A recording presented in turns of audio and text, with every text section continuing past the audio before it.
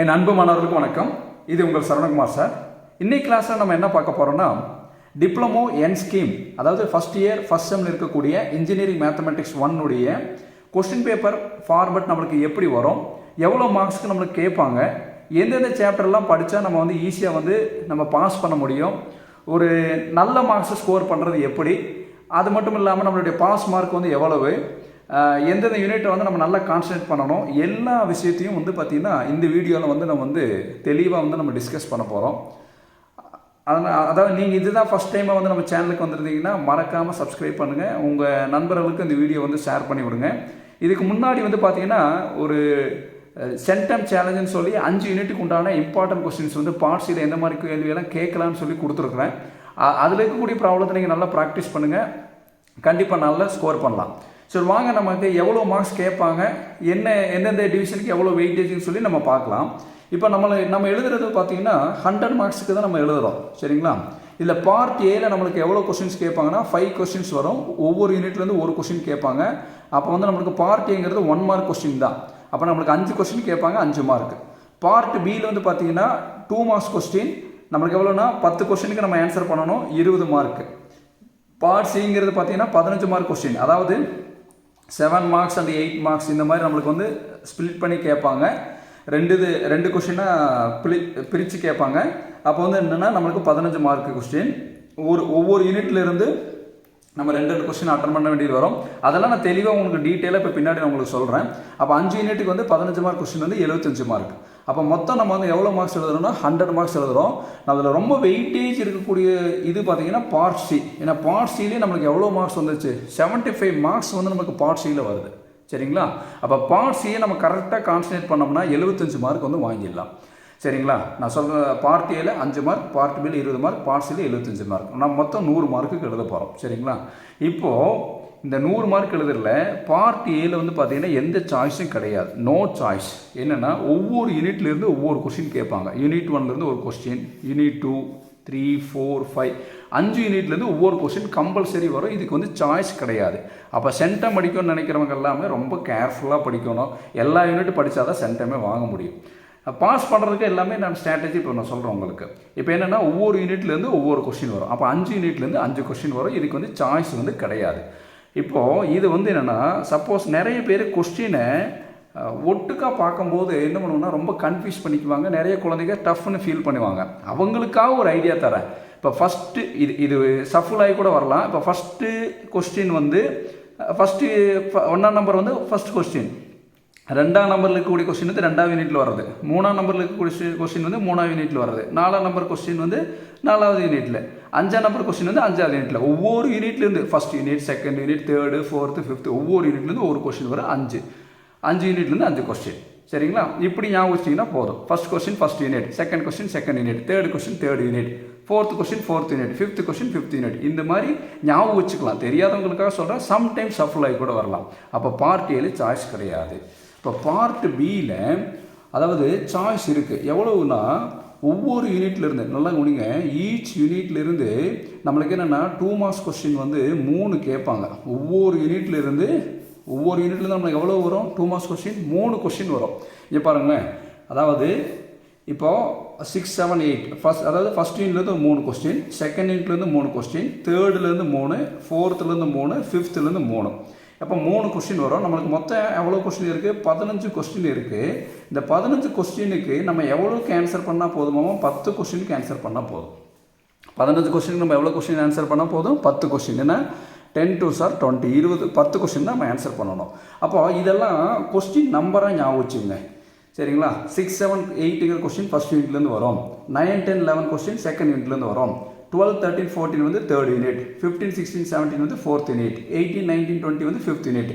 அதாவது இது ஈஸியாக ஞாபகம் வச்சிருக்காது அந்த அப்ரோச் சொல்கிறேன். சம்டைம்ஸ் இது சஃபுல் ஆகி கூட வரலாம். ஆனால் மேக்ஸிமம் பார்த்தீங்கன்னா இந்த மாதிரி ஞாபகம் வச்சிட்டிங்கன்னா உங்களுக்கு கொஞ்சம் பெட்டர் அண்டர்ஸ்டாண்டிங்காக இருக்கும். அப்போ ஒவ்வொரு யூனிட்லேருந்து நம்மளுக்கு எவ்வளோ 2 மார்க்ஸ் கொஸ்டின் கேட்குறாங்க, 3 2 மார்க்ஸ் வருது, சரிங்களா? அப்போ 15க்கு நம்ம 10 தான் எழுதணும். நமக்கு 5 கொஸ்டின் சாய்ஸில் இருக்குது. அடுத்து பார்ட் சியை பார்த்துட்டு நம்ம எந்த யூனிட்டை படித்தா ஈஸியாக ஸ்கோர் பண்ணலாம்னு சொல்லி நம்ம பார்க்கலாம். பார்ட் சியில் எய்தர் ஆர் டைப் கொஸ்டின் தான் கேட்பாங்க. எய்தர் ஆர் டைப்புங்கிறது என்னென்னா, இப்போ 21 கொடுத்துருக்கேன், 21A ஆர் பி. இங்கே பாருங்கள், ஆர்னு கொடுத்துருக்காங்களா, ஒன்று ஏல இந்த 2 எழுதணும். இது 7 மார்க்ஸ், இது 8 மார்க்ஸ்னு வச்சுக்கலாம். இது ஏல வந்து இந்த 2 எழுதணும், இல்லைன்னா பியில் இந்த 2 எழுதணும். ஏல 1 எழுதி இப்போ பியில் வந்து 2வது எழுதுறீங்கன்னா அப்படி எழுதக்கூடாது. அப்படி நீங்கள் எழுதுனீங்கன்னா என்ன ஆகும்னா, இந்த 2ல் எது ஹையஸ்ட் மார்க்கோ அதை தான் அவங்க வந்து எடுத்துப்பாங்க. 2க்குமே மார்க் கொடுக்க மாட்டாங்க. சொல்கிறது புரிஞ்சாமா? ஒன்று ஏயை செலக்ட் பண்ணி 2 எழுதணும், இல்லைன்னா நம்ம பிஏ செலக்ட் பண்ணி 2 எழுதணும். அப்போ இந்த மாதிரி கொஸ்டின்ஸ் தான் வரும். இப்போ இது வந்து ஒரு ஃபார் எக்ஸாம்பிள் இது 7 மார்க்ஸ், இது 8 மார்க்ஸ்னு வச்சா நம்ம மொத்தம் எவ்வளோ 15 மார்க்ஸ். புரியுதுங்களா? ஒன்று ஏல எழுதணும், இல்லை பி. இந்த மாதிரி டைப்பு தான் எய்தர் டைப். இப்போ வந்து 21ல் இதே மாதிரி ஏபி வரும். அதே மாதிரி 22, 23, 24, 25 வரைக்கும் நம்மளுக்கு வந்து கொஸ்டின் வந்து பேப்பரில் இருக்கும். இப்போ 21ங்கிறது ஃபஸ்ட் யூனிட் வச்சுக்கலாம், 22ங்கிறது செகண்ட் யூனிட்லேருந்து வரக்கூடிய கொஸ்டின், 23ங்கிறது தேர்ட் யூனிட்லேருந்து வரக்கூடிய கொஸ்டின், 24 4th யூனிட், 25 வந்து 5th யூனிட். இந்த மாதிரி தான் வந்து பெரிய கொஸ்டின்ஸ் வரும். அப்போது நம்மளுக்கு வந்து எவ்வளோ கேட்குறாங்கன்னு தெரிஞ்சிச்சு, 100 மார்க்ஸ் கொஸ்டின் தெரிஞ்சிச்சு. பார்ட் சியில் மெஜாரிட்டி வெயிட்டேஜ். இப்போ பார்ட் சி நம்மளுக்கு எவ்வளவு கிட்டத்தட்ட வந்தோன்னா 75 மார்க் வந்து வருது. இந்த 75 மார்க் எப்படி ஸ்கோர் பண்ணணும்னு சொல்லி ஆல்ரெடி வீடியோ போட்டுட்டான், இம்பார்ட்டன்ட் கொஸ்டின்ஸ்னு சொல்லிட்டு. அதில் இருக்கிறத நீங்கள் ப்ராப்ளத்தை ப்ராக்டிஸ் பண்ணாலே கண்டிப்பாக நீங்கள் நிறைய ஸ்கோர் பண்ணிடலாம். சரி சார், இப்போ நான் பாஸ் பண்ணணும், அதுக்கு எவ்வளோ மார்க் வாங்குறது அப்படின்னு கேட்டிங்கன்னா, நீங்கள் 40 மார்க்ஸ் எடுத்திங்கன்னா பாஸ். அதாவது என் ஸ்கீமில் 40 மார்க் வாங்கினீங்கன்னா நீங்கள் வந்து பாஸ். 100க்கு வந்து 40 மார்க்ஸ் நீங்கள் வந்து வாங்கணும், கண்டிப்பாக வாங்கணும். அதனுடைய இது என்னென்னா, எந்தெந்த யூனிட்லாம் படிக்கலான்னா நம்ம வந்து என்னென்னா 1, 2, 4 இந்த 3 யூனிட்டை ஃபஸ்ட்டு ஃபுல்லாக தரோ பண்ணிவிடுங்க. First unit, second unit, 4th unit. இந்த 3 யூனிட்டில் இருக்கக்கூடிய இம்பார்ட்டன்ட் பார்ட்ஸி ப்ராப்ளத்தை ஃபஸ்ட்டு பார்த்துருங்க. சரிங்களா? இந்த 3 யூனிட் படிக்கிறதுனால என்ன அட்வான்டேஜ்னு சொல்கிறேன் பாருங்கள், நல்லா கவனிங்க. இந்த 3 யூனிட் படிக்கிறதுனால எவ்வளோ சார் எனக்கு மார்க் வரும்னு கேட்டிங்கன்னா, பார்ட் ஏல நம்மளுக்கு ஒரு 3 மார்க் வரும். பார்ட் ஏல எவ்வளவு 3 மார்க் வரும். 3 கொஸ்டின் கேட்பாங்க, 3 × 1 3 மார்க், ஒவ்வொரு யூனிட் வந்து 1. அதேமாதிரி பார்ட் பியில் என்ன சொல்லியிருக்கேன், ஒவ்வொரு யூனிட்லேருந்து எவ்வளோ கேட்பான்னு சொல்லியிருக்கேன், 3 கொஸ்டின் கேட்பாங்களா. நம்ம எத்தனை யூனிட் படிக்கிறோம், 3 யூனிட் படிக்கும்போது 9 கொஸ்டின் வரும். 9×2 எவ்வளோ 18 மார்க். இங்கே 18 மார்க் வந்துடும். அதேமாதிரி பார்ட் சி, அதாவது நான் 3 யூனிட் மட்டும் படித்தா எவ்வளோ மார்க் வரும்னு சொல்கிறேன் பாருங்கள். பார்ட் சியில் நம்ம 3 யூனிட் படிக்கிறோம், ஒரு யூனிட் 15 மார்க்கு, கிட்டத்தட்ட எவ்வளோ 45 மார்க்கு. அப்போ இதில் எவ்வளோ ஆச்சு, 45 மார்க் வந்துச்சு. அப்போ இது எல்லாத்தையும் நீங்கள் ஆட் பண்ணால் நம்மளுக்கு எவ்வளோ வரும்னா, அப்புறம் 3 மார்க், 18 மார்க்கு, 45 மார்க்கு. அதாவது பார்ட் சி மட்டும் நீங்கள் படிச்சிங்கனாலே 3 யூனிட்டில் எவ்வளோ வச்சு 45 மார்க் ஆச்சு. 40 மார்க் வாங்கினா நம்ம பாஸு. இது எல்லாத்தையும் நம்மளுக்கு ஆட் பண்ண பாருங்கள், கிட்டத்தட்ட 66 மார்க்ஸ் வந்து வாங்கிட்டோம். 3 யூனிட் மட்டுமே நீங்கள் படிச்சிங்கன்னா 66 மார்க் நீங்கள் வாங்கியாச்சு. நல்லா புரியுதாம்மா? 3 யூனிட் மட்டுமே படிச்சிங்கன்னா 66 மார்க் வாங்கியாச்சு. First unit, second unit, 4th unit. இதை மட்டுமே படித்தாலே நம்ம 66 மார்க்ஸ் வாங்கிட்டோம். இந்த 66ல் நம்மளுடைய பாஸ் மார்க் எவ்வளவு, 40 மார்க் தான் நம்மளுடைய பாஸ் மார்க்கு. அந்த 3 யூனிட்டை வந்து ஃபுல்லாக படிக்கணும். Part A, part B, part C. Part சிலே 45 மார்க் வந்துடும். 3 யூனிட்டை ஃபுல்லாக படித்தா 66 மார்க்ஸ் வாங்கிட்டோம். நம்மளுடைய பாஸ் மார்க் 40 மார்க். அப்படி இப்படின்ட்டு கொஞ்சம் மார்க்கு முன்ன பண்ண கம்மியானாலே 40 மார்க் அழகாக வாங்கி பாஸ் பண்ணிடலாம். இந்த 3 யூனிட்டை நல்லா தரவு பண்ணதுக்கு அப்புறம் தான் நம்ம என்ன பண்ணோம்னா, நம்மளுக்கு ரிமைனிங் இருக்கிற யூனிட் வந்து என்ன, 5th unit and 3rd unit இருக்குது. இப்போ 5.1, 5.2 வந்து 5th யூனிட்டில் இருக்குது. 3rd யூனிட்டில் 3.1, 3.2.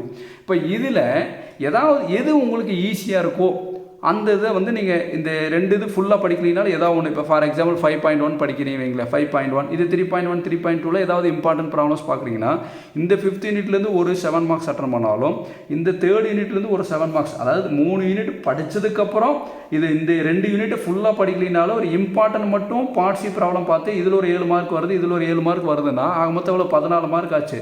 3 யூனிட் ஃபுல்லாக படித்தா 66 மார்க்கு, இதில் கூட இம்பார்ட்டன்ட் மட்டும் பார்த்தா 14 மார்க் ஆச்சு. இதை ஆட் பண்ணி பாருங்கள், கிட்டத்தட்ட 80 மார்க் நீங்கள் வாங்கிடலாம். இவ்வளோ சிம்பிள் லாஜிக். நம்ம என்னென்னா first unit, second unit, 4th யூனிட்டை தரவு பண்ணணும். இந்த 3 யூனிட் படித்தாலே நம்மளுக்கு 66 மார்க் நம்மளுக்கு வந்து வந்துடும். 3 யூனிட் படித்தாலும் நம்மள என்ன 66 மார்க்ஸ் ஸ்கோர் பண்ணிடலாம். அதுக்கடுத்து 3rd 5th இருக்கக்கூடிய இம்பார்ட்டன்ட் பார்ட்டிசிபேட் ஃபுல்லாக கூட படிக்க வேண்டியதில்லை. ஆல்ரெடி நீங்கள் படிச்சிருந்ததில் நீங்கள் வந்து மிஸ் பண்ணாமல் அதை நீங்கள் நல்லா தரவு பண்ணிட்டு போனாலே ஒரு 7 மார்க்கு 14 மார்க் வந்தால் 80 மார்க் வாங்கிடலாம். 80ல் நம்ம 40 மார்க் தான் வாங்கணும். இதுதான் சிம்பிள் அப்ரோச். அப்போன்னா பாஸ் பண்ணணுன்னா ஃபஸ்ட்டு 3 யூனிட்டை நல்லா தரவு படிங்க. அதாவது ஃபஸ்ட்டு, செகண்டு, 4th. இதுக்கு உண்டான வீடியோஸ் எல்லாம் பார்த்தீங்கன்னா ஆல்ரெடி வந்து ப்ராப்ளத்தில் சால்வ் பண்ணி பிளேலிஸ்ட்டில் அப்லோட் பண்ணியிருக்கேன். டிப்ளமோ மேக்ஸ் என் ஸ்கீம்ங்கிற பிளேலிஸ்ட்டில் அதை போய் செக் பண்ணி பாருங்கள். அதில் இருக்கக்கூடிய ப்ராப்ளத்தில் பார்த்துட்டு ப்ராக்டிஸ் பண்ணுங்கள். கண்டிப்பாக நீங்கள் நல்ல மார்க்ஸ் ஸ்கோர் பண்ணலாம். Thank you students.